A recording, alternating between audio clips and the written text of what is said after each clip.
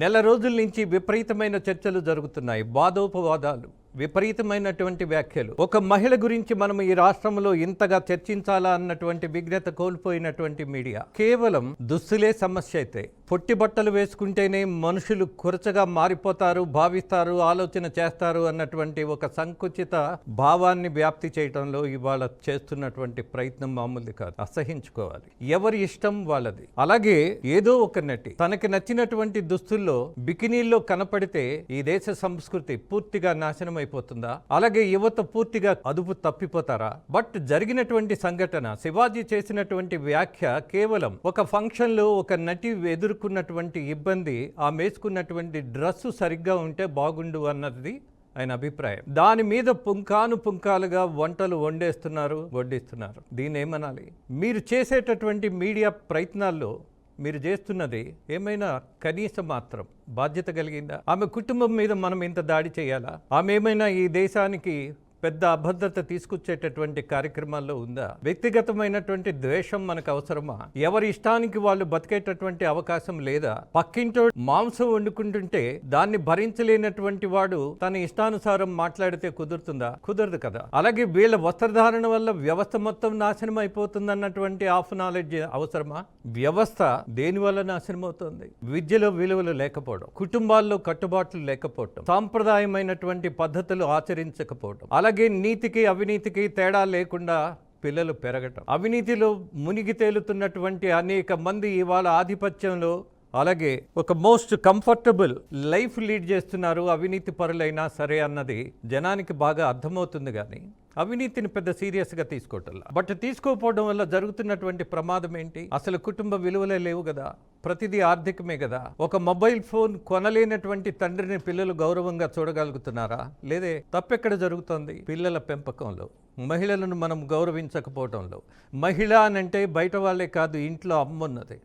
అమ్మను గౌరవించటం నేర్చుకుంటే ఈ ప్రపంచాన్ని గెలవగలిగినటువంటి సత్తా ఉంటుంది, ఆ కల్చర్ పెరుగుతుంది.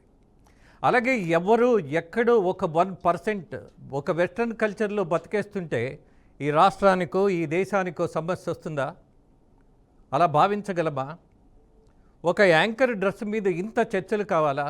వాళ్ళ కుటుంబం మీద ఇన్ని వ్యాఖ్యలు చేయించాలా? పదే రిపీటెడ్గా మరొక మహిళ మాట్లాడడం. అలాగే కొంతమంది వీర మహిళలు ముందుకొచ్చేశారు, మా మీద కేసులు పెట్టగలిగేటటువంటి పరిస్థితి అని. ఎస్, ఖచ్చితంగా కేసులు పెట్టాలి. మీడియా అంటే మనకు కొన్ని పరిమితులు ఉన్నాయి. వ్యక్తిగతమైనటువంటి జీవితాల్లోకి వెళ్ళిపోవటం, మనం తప్ప దేశభక్తి సాంప్రదాయాన్ని గౌరవించేటటువంటి వాళ్ళు మరొకళ్ళు లేరు అని విర్రవీగటం. ఈ మాట్లాడే వాళ్ళ జాతకాలు బయటికి తీస్తే ఎవరెవరికి ఎన్ని విలువలు ఉన్నాయి అనేది కొంతమంది విషయంలో చాలా స్పష్టంగా కొన్ని విషయాలు బయటకు వస్తాయి. ఏదో ఒక రకమైనటువంటి ట్రెండింగ్లో ఉండాలి, ఏదో ఒక రకమైనటువంటి కారణాన్ని పెట్టుకొని మనం ఆర్థికంగా ఎదగాలి. ఇవాళ ట్రెండింగ్ ఉంటే చాలు, ఒక యూట్యూబ్ ఛానల్లో ఆదాయం వస్తే చాలు అన్నటువంటి ప్రయత్నాల్లో మహిళ కావచ్చు, లేదా పసిబిడ్డ కావచ్చు, ఎవరైనా సరే వార్తల్లో వాళ్ళు కనపడితే మనకి వ్యూస్ పెరుగుతున్నాయి అన్నటువంటి సంకుచిత భావం కలిగినటువంటి వాళ్ళు మహిళల హక్కుల మీద మాట్లాడే అవకాశం ఎంతవరకు సమంజసం? అసలు ఇక్కడ మహిళల హక్కులకు వచ్చినటువంటి ఇబ్బంది ఏంటి? నిజంగా మహిళల మీద, సంస్కృతి మీద ఏం మాత్రం గౌరవం ఉన్నా ఇవాళ తెలంగాణ ప్రభుత్వంలో వచ్చినటువంటి వాదనలు, విపరీతమైనటువంటి వ్యాఖ్యలు మనం గమనిస్తున్నాం. దేని గురించి? ఒక ఉప ముఖ్యమంత్రి గురించి, ఒక మంత్రి గురించి, ఒక ఐఏఎస్ ఆఫీసర్ గురించి, ఒక దుర్మార్గపు టీవీ ఛానల్ ఇష్టానుసారంగా ఒక మహిళ మర్యాద మీద, గౌరవం మీద, బతుకు మీద నీచమైనటువంటి వార్తలు రాస్తే బుద్ధున్నాడు, బాధ్యత ఉన్నవాడు ఈ వ్యాఖ్యలు చేసిన వాళ్ళని, ఈ కథనాన్ని నడిపిన వాళ్ళను ఈ రాష్ట్రంలో కనపడకుండా పారదోలాలి అన్నటువంటి చర్చలు జరగవే? ఆలోచన లేదే? బీజేపీ నాయకులు కూడా మాట్లాడారు, ఈ ఛానల్ జర్నలిస్టుల మీద చర్యలు తీసుకోవడం తప్పు అని. కొంతమంది జర్నలిస్టులే మాట్లాడుతున్నారు. అసలు జర్నలిజం అనేది మనం చేయగలుగుతున్నామా? చేసే అవకాశం ఉందా? మేనేజ్మెంట్ ఏది చెప్తే అది కదా. చాలామంది జర్నలిస్టులు అని మనము విర్రవీగుతూ పెయిడ్ ఆర్టిస్టులని చాలామంది పార్టీకి సంబంధించినటువంటి వెబ్సైట్లు నడిపేవాళ్ళు, యూట్యూబ్లు నడిపేవాళ్ళని చాలా తేలిగ్గా మాట్లాడేస్తున్నాం. మరి మేనేజ్మెంట్ ఏది చెప్తే అది చేస్తున్నటువంటి ఉద్యోగులను జర్నలిస్టులుగా భావించగలిగినటువంటి వ్యవస్థ ఉన్నదా మనకి? లేదే. కుదురుతుందా? ఏది పడితే అది రాయగలిగేటటువంటి అవకాశం మేనేజ్మెంట్ కల్పిస్తున్నప్పుడు తల వంచుకొని బానిసల్లాగా ఆ కథనాలు నడిపిన వాళ్ళని జర్నలిస్టులు అనాలా మనం? అదే అడిగాడు ముఖ్యమంత్రి, ఎవడ్రా మీలో జర్నలిస్టు అని. ఎస్, జర్నలిజం అని అంటే బాధ్యత కలిగింది. టీచర్ బూతులు నేర్పాడు, పాఠాలు నేర్పుతాడు, ఒక విలువలు నేర్పుతాడు. కానీ జర్నలిజం కూడా అంత బాధ్యత కలిగిందే. ఇవాళ ఎవడు పడితే వాడు వాగేవాడు ఉంటే చాలు. ఇవాళ ఎలక్ట్రానిక్ మీడియాలో వాడొక జర్నలిస్ట్, వాడొక ఎడిటర్, వాడొక input editor. What is this non sense? ఇవాళ ఎన్టీవీలో వచ్చినటువంటి కథనం మీద చర్చలు జరగాలి. మీడియా ముసుగులు ఒక మహిళను అవమానించినటువంటి విషయాన్ని సీరియస్గా తీసుకొని దాని మీద మాట్లాడండి, దాని మీద చర్చలు చేయండి. ఏదో ఒక చిన్న నటి ఆమెదో కుర్చబట్టలు వేసుకుందట, పొట్టి బట్టలు వేసుకుందట, ఈ రాష్ట్రానికి ప్రమాదమట, ఈ సాంప్రదాయానికి భంగమట. What nonsense we are discussing? Porn వీడియోలను ఇవాళ పుంకాలుగా చూసేటటువంటి అవకాశం ఉన్నది. అవి కళ్ళకు కనపడట్లేదా?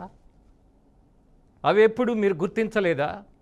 నవ్ ఆల్సో ఇవాళ నేను లైవ్లో కూడా జస్ట్ మొబైల్ని హాఫ్ సెకండ్లో పోర్న్ వీడియోలు మనకి అందుబాటులో ఉన్నాయని నిరూపించగలను. అందరికీ తెలుసు. దాని మీద చర్చ చేయరే, దాని మీద పోరాటం చేయరే. మీకు షార్ట్ కట్లో ఎలా అయినా సరే మీడియాలో కనపడితే చాలు, పట్టుజీరు కట్టిన వాళ్ళందరూ పతివ్రతలు, మిగతా డ్రెస్సులు వెస్ట్రన్ డ్రెస్సులు వేసుకున్న వాళ్ళందరూ కాదు అని అంటే ఇది మీ సంకుచితమైనటువంటి ఆలోచనకు సంకేతం. ఒక కుటుంబాన్ని వేధించాలా మనం? అవసరమా? ఒక చిన్న విషయాన్ని పెద్దదిగా చేసుకొని చర్చించటం. ఇటీవల ఒక ఛానల్లో ఒక మాజీ న్యాయమూర్తట, అసలు ఆమె పేరు ఎత్తటమే ఇవాళ లైవ్లో చాలా ఘోరమైనటువంటి విషయం అని మాట్లాడాడు.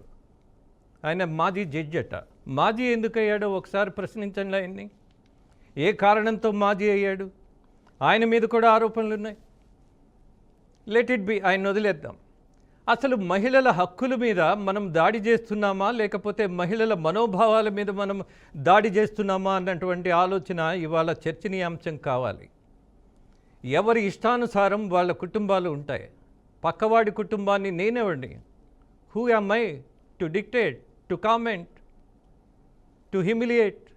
అవసరమా ఇది?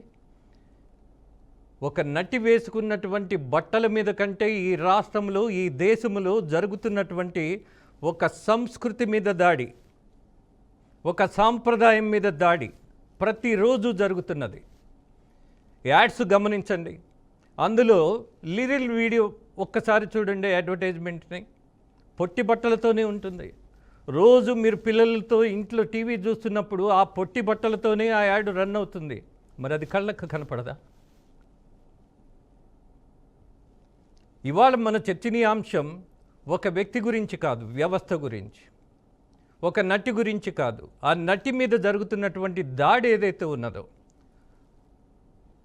ఒక యాంకర్గా, అలాగే తన ప్రయాణంలో తన సమర్థతతోటి ఎదిగినటువంటి ఒక మహిళ వేసుకున్నటువంటి బట్టల మీద ఆమె మాట్లాడిని కొన్ని తప్పు అవ్వచ్చు, కొన్ని ఒప్పు అవ్వచ్చు, what ever it is. I'm not the judge, I'm a media person. నాకు కొన్ని పరిమితులు ఉంటాయి. అవినీతికరమైనటువంటి రాజకీయ నాయకులను వదిలేసి వాళ్ళ దగ్గర మీ పనుల కోసం అడ్డంగా అడ్డగోలుగా దోపిడీ చేస్తున్నటువంటి మీడియా ముసుగులో ఉన్నటువంటి వాళ్ళ మీద దమ్ముంటే, బాధ్యత ఉంటే చర్చలు చేయాలి. బహిరంగమైనటువంటి విషయాలు. యు టేక్ ఎన్టీవీ, వాళ్ళు నడిపినటువంటి కథనం మీద చర్చ చేయండి. ఛానల్ పెట్టక ముందు వాళ్ళ ఆస్తులు ఎంత, ఛానల్ పెట్టిన తర్వాత వాళ్ళ ఆస్తులు ఎంత? ఇలా ఎంతమందిని మనము బయటికి లాగలేం? అందరూ చెడ్డవాళ్ళేనా? లేదు. కొద్ది మంది మాత్రమే బాధ్యత కలిగినటువంటి మీడియా సంస్థలు ఉన్నాయి, చాలా తక్కువ ఉన్నాయి. బికాజ్ బలంగా నిలబడాలి అనుకుంటే వాళ్ళను కొంగదీస్తున్నటువంటి రాజకీయం ఉంది. నిజాన్ని నిర్భయంగా చెప్పాలి అని అంటే వాళ్ళని బతకనిగినటువంటి వ్యవస్థ ఉన్నది ఇవాళ.